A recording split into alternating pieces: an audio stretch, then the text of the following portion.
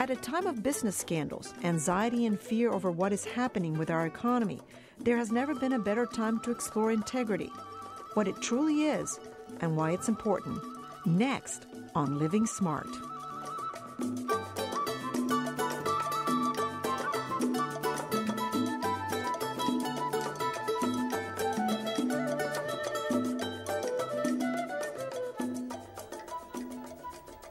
Welcome to Living Smart, the show designed to help you get the most out of life. His degrees are in business, accounting, and law. Yet David Thomas decided to focus on teaching the value of integrity he sees as one of the greatest virtues we need to lead and succeed. He reminds us others may take away our health, our happiness, our reputation, and our riches, but no one can take away our integrity except ourselves. Today he'll discuss how this timeless virtue vividly distinguishes one person from a group of many, and why it is so important for everyday life. Thank you, David Thomas, for joining us. Thank you very much. Now, I want to know how someone who could have made tons of money being a lawyer, an accountant, a business person, decides, I'm going to lecture about integrity all over the country.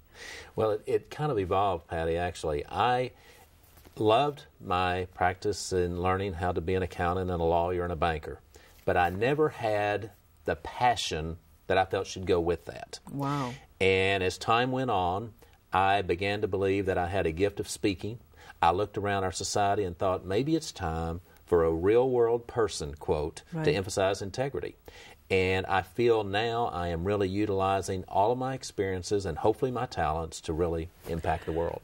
But why integrity? I mean, it could have been resilience, it could have been so many other virtues, but you chose integrity. What was it that led you to focus on that particular virtue?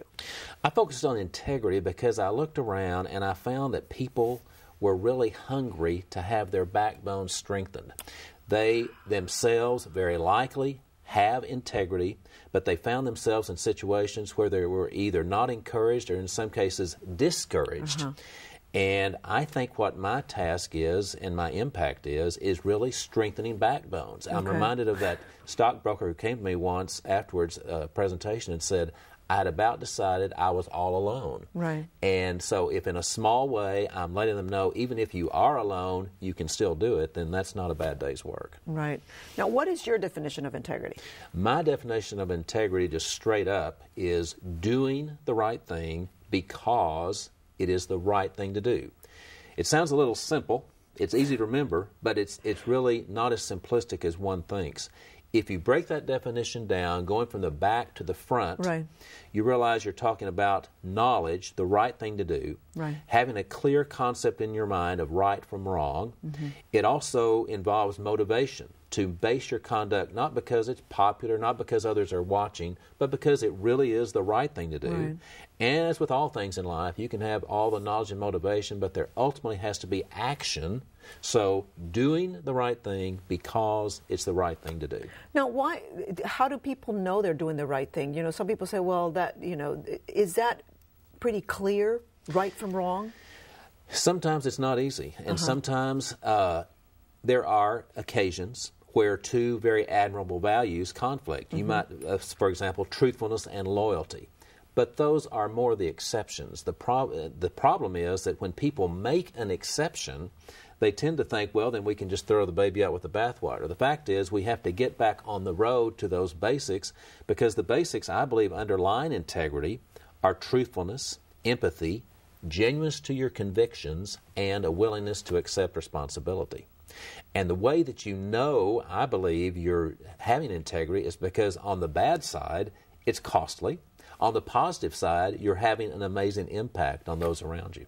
That's very true. Now, why do you say that it is such a challenge to have integrity in the 21st century?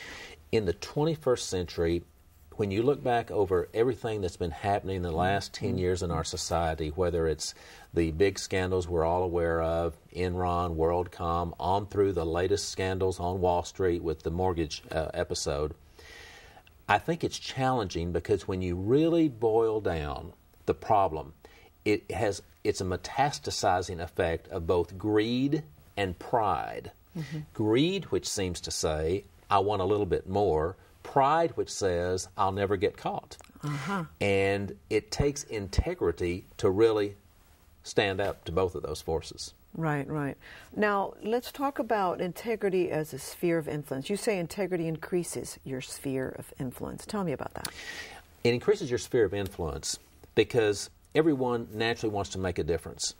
And people might think of integrity as intangible and in the pie in the sky, but the fact is the benefit of integrity and the thing that everyone strives for is trust.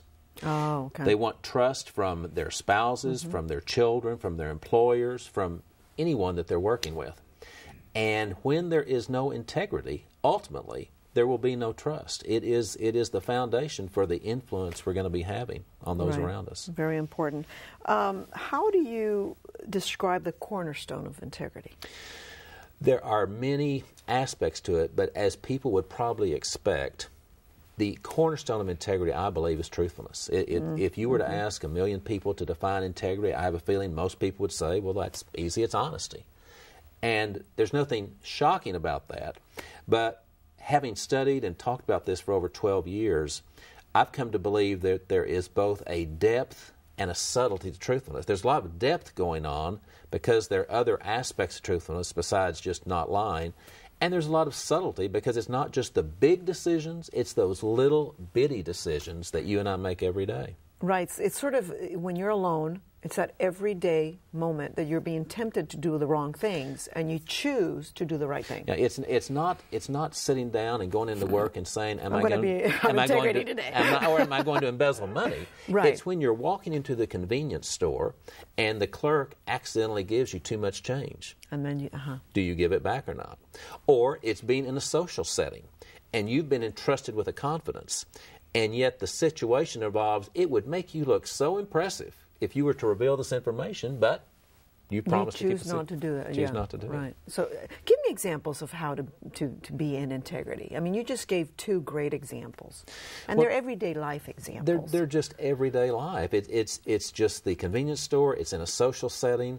It's filling out a job application. Resisting the temptation, not only just to not outright lie, but just to embellish or exaggerate. And I think we live in an interesting time. We are the most connected society with emails, voicemails. Absolutely, yes. And yet, paradoxically, we are in a very isolated society. People are yearning for the personal touch. And whether it's in handwritten notes or handshakes or visits. Because we need it. That's human nature. That's just human nature. And if you really want to take that personal connection to a new level, it's got to have the integrity of the relationship to really make it complete and solid. Well, and that goes back to trust. You can't have a relationship without trust. That's right. You said there are 2 reasons why people compromise their integrity.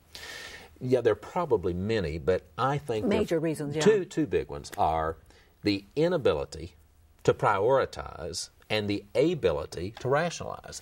The inability to prioritize is that people talk about the emphasis of being competent or being visionary or being charismatic, all of which are important.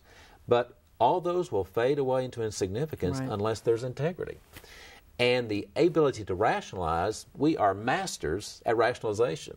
But I think if we boiled it all down, in the world of integrity, the reasons we get off track is the rationalization of everybody does it, or the converse, who's going to know.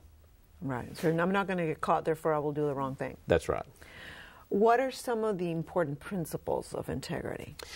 You know, it's so interesting. Everyone would know that it involves truthfulness and some of the things I've talked about.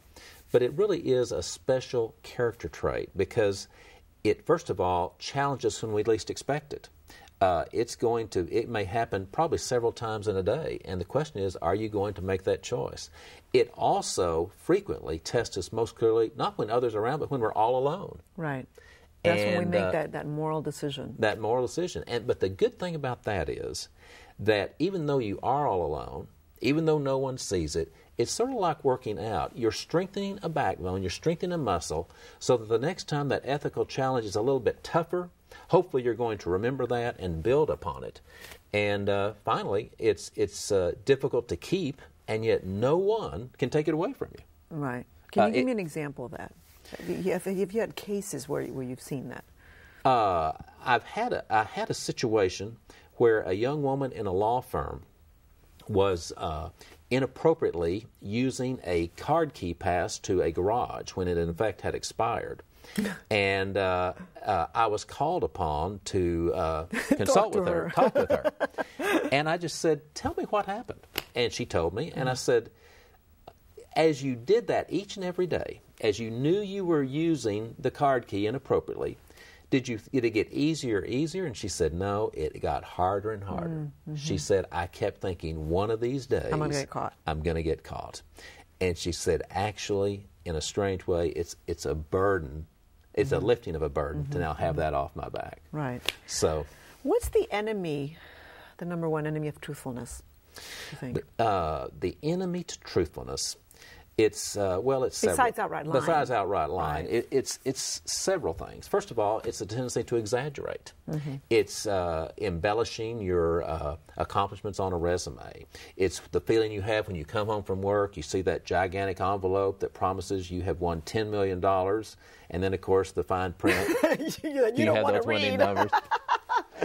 There's also the aspect of improper disclosure. Uh-huh. Not disclosing things to others that should have the information, whether it be a spouse, a competitor, the IRS, or conversely, being sure you keep secret things that are confidential. Right. Whether it's from those individuals too. So, and finally, it's understatement. It's where we hear things in the workplace like, there's really very little risk, and she'll only be on a few moments, and it was out of my hands. They're not outright lies, but the question is, are they, as Robert Louis Stevenson said, are they conveying a true impression? Right.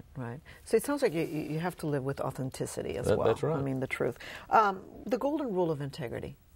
The golden rule of integrity is really, the golden rule, of course, says, do unto others as you would have do unto you, and I think I would just extrapolate that by saying, are you making decisions for others that you would want to be made for you? Right. If you were on the other side of the counter, if you were on the other side of the business transaction. And I think the way it manifests itself in our century is by really appreciating the impact of role models. What I'm so amazed at is that it doesn't matter what your age or gender or hierarchical position is, if you are an effective role model, you are having an amazing difference on people you know and people you don't know. Right. I am sure there are many people out there who have been prospecting on prospects for years and years. One day, they get the call saying, I've decided I want to give my business to you. Well, you're excited, and you say, well, gosh, in all honesty, my product's about as good as your competitor and so forth. Why did you choose us? And they say, because I've realized you are the one who is following through. You lived up to your commitment, and I've just realized you can be trusted. Well, this goes back to your reputation is everything. It does. I mean, if you have integrity, you have a good reputation, and that for business and for anything in life, it goes back to trust as well. Well, it goes back to trust, and I think a kind of a recent way I've started looking at integrity is, it's kind of like when you've ever met a celebrity.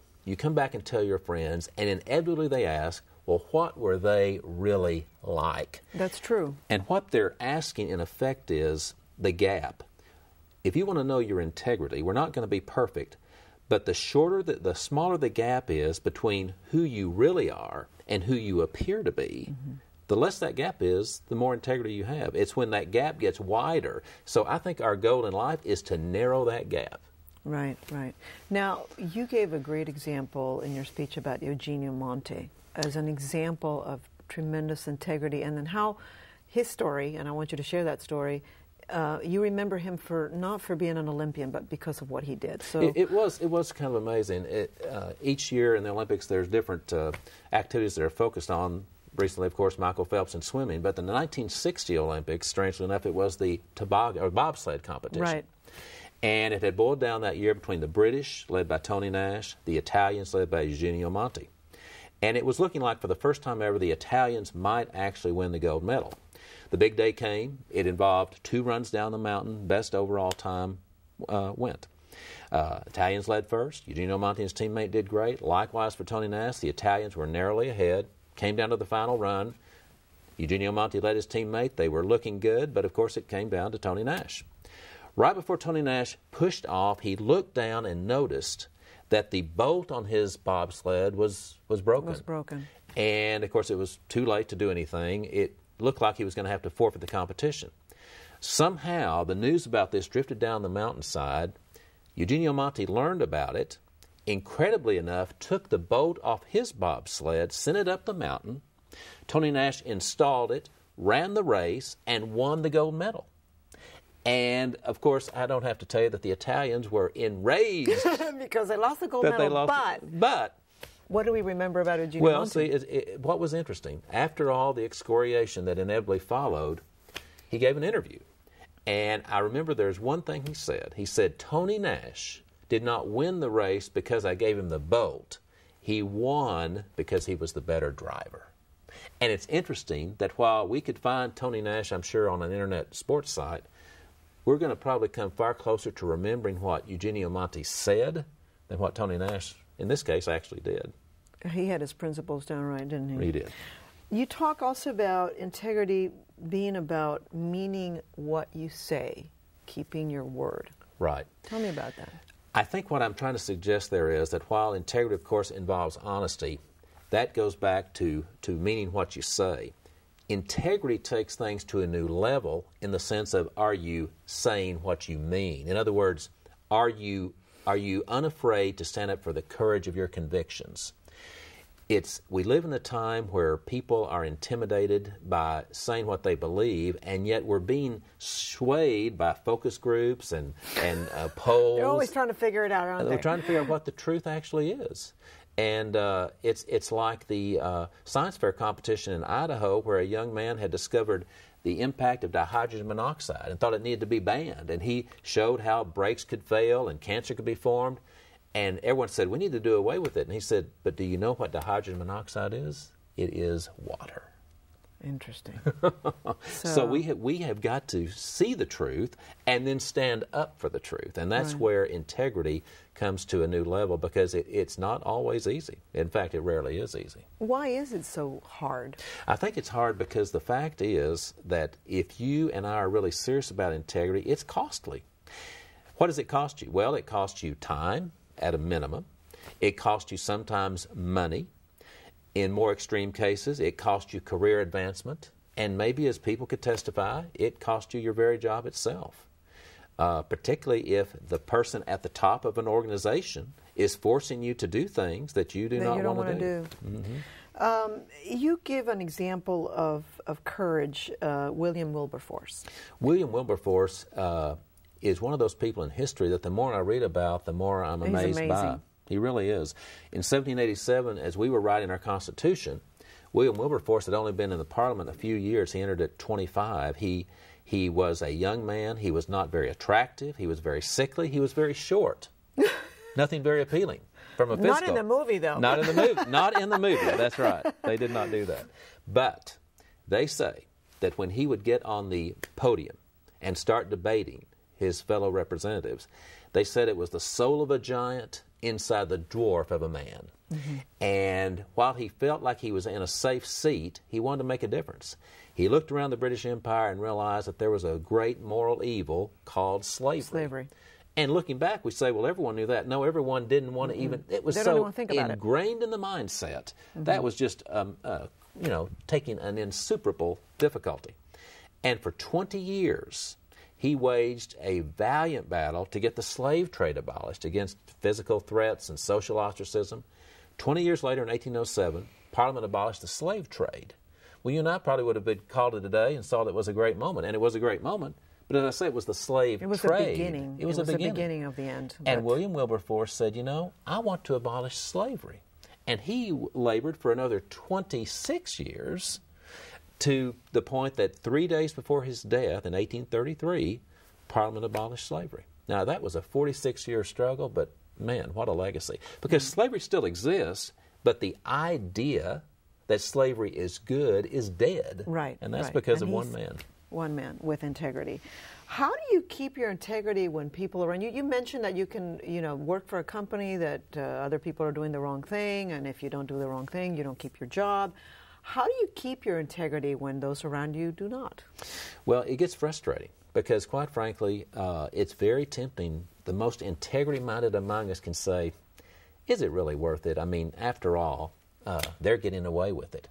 And I think you have to keep your mind focused to avoid the getting away with it mentality. And the way you do that, I believe, is by thinking about a couple of things. First of all, that time and circumstances have a way of uncovering the truth. Now, not always, but we've seen situations where a suppressed document comes to the surface, where a supposedly deleted email is retrieved, where a whistleblower raises their hand. Something happens to bring it out. Not always, later than we want. Right. Secondly, I think it's important to remember that it's ultimately impossible to compartmentalize one area of your life from that of another. In other words, they may get away with it in their business life. But what we may not know is that that same pattern of lying and deceit is spilling over into their personal life, such that it's costing them some precious relationships with a spouse, with a child, with someone they could otherwise be effectively mentoring.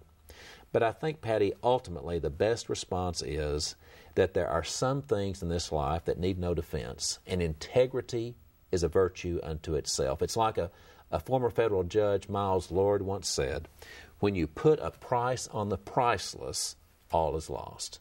And we live in a time where things like integrity have never been more important. Right. Look at what's happening because of the lack of integrity. That's right. What do you think is the ultimate motivation for integrity? I think there are two things, one in the here and now and one in the yet to come. One in the here and now is, as we've said, it is trust. You cannot put a price tag on that. It's the trust we earn today, and looking further down the line, it's the legacy we're going to leave tomorrow. Now, there's nothing new about leaving a legacy. We all do that. But the difference is, I believe in the 21st century, as we look back on 9/11, tsunamis, random shootings on college campuses, our duration on this earth is even more fragile than ever. This may be our last day. And if that is the fact of the matter, doesn't it make sense to live each and every one of those days as productively and as impactfully as possible? So I think it's the trust for today and the legacy we're destined to leave tomorrow. What is the paradox of integrity, though? Well, the paradox of integrity, it was a former U.S. Senator who once said, if you have integrity, nothing else matters. But then he went on to say, if you don't have integrity, nothing else matters. What do you think is the most important lesson you've learned from this whole experience of teaching this for 12 years? I think the most important thing is that people want to have integrity. They know it's important, but they just need encouragement.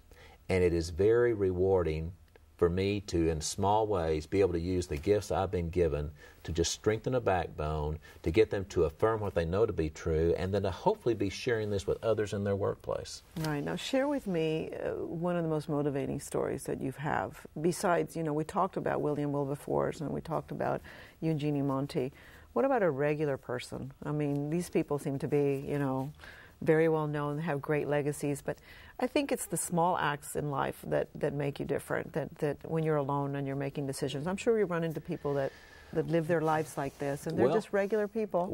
It actually happened to me, because people will come up to me and sometimes jokingly, sometimes seriously, saying, well, do you really believe all this? And no, I'm not an integrity. I'm not integrity. And it happened this past year. Unfortunately, I lost my mother. But it so happened that her passing and her death, as it turned out, were happening right in the midst of several scheduled speaking engagements. And she died on a day that I had to cancel one engagement, but I was able, the funeral had occurred, and then there was going to be my first engagement. And so I went and honored this engagement. It was in Washington State. I arrived and told my contact, how are you doing? Well, he didn't know this had happened. And he said, I can't believe you're here. I said, well, I'm here because, number one, I believe that this is what my mother would want. And I believe I want to live up to integrity. I've made a commitment to be here. And he said, well, promise me this, that somehow or another, knowing that your mother just died 4 days ago, will you weave this into your presentation tomorrow? And I said, well, if you want me to, I will. So at the end, in an appropriate way, I mentioned that sometimes you're called to demonstrate your integrity in ways you least expect it. And it was interesting to me how throughout the weekend, this was a convention of doctors, probably about 200 people, And how many men and women had lost a spouse or a sibling or someone Right. close to them, and it was a wonderful, once-in-a-lifetime moment as a speaker to, in a very real, personal way, demonstrate integrity, but hopefully inspire them to stand up as well. That's wonderful. How do you know you're living smart? Patty, I believe I know I'm living smart because I am using my skills and talents to genuinely make a difference in people's lives. There is a wonderful poem by Michael Josephson called What Will Matter? And the last part of it simply says, living a life that matters doesn't happen by accident. It's not a matter of circumstance, but of choice. Choose to live a life that matters. And I just would add, when you are doing what really matters in the lives of those around you, you just can't help but know you're living smart. And I want to share that people can read your poem on our website, because it's it's not your poem, but it's a long poem, and it's beautiful. And it's on my blog as well. And to learn more about this topic, go to our website. There you'll also find a complete resource list. And you can also email us or call us with your comments at 713-743-8513. And that's our show for today. I hope you've enjoyed it. Remember to live smart and with integrity.